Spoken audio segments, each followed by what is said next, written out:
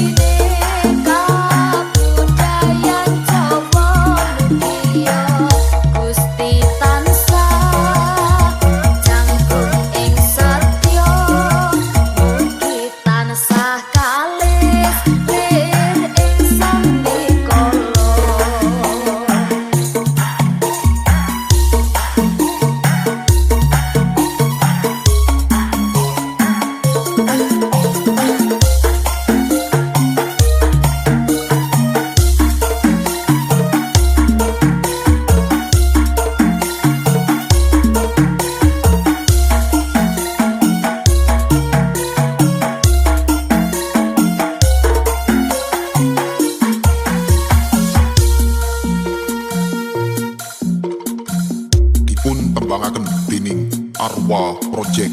Sumangga Amir Sani kepiar seni banteng kreasi ingkang pinaringan asma Mahesa Panji Wulung tumijil saking tlatah Ngadas Ponco Kusumo dipun pimpin dening Mas Tukah Gianto dipun sengguyung dening Lihong Sekuat.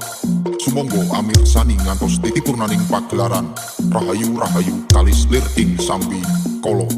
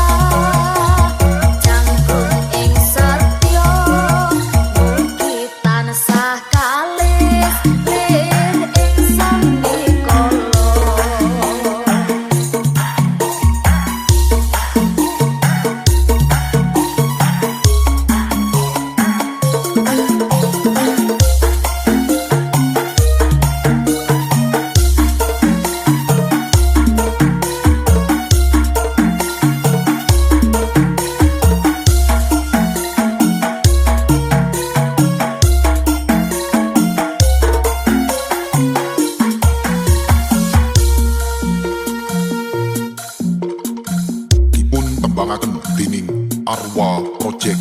Sumangga amirsani kepiar seni banteng kreasi ingkang pinadingan asma Maheso Panji Wulung tumijil saking tlatah Ngadas Ponco Kusumo, dipun pimpin dening Mas Tukah Dianto, dipun sengguyung dening Li Hong Sekuat. Sumangga amirsani ngantos titipurnaning pagelaran Rahayu Rahayu kalis lir ing sambi kala.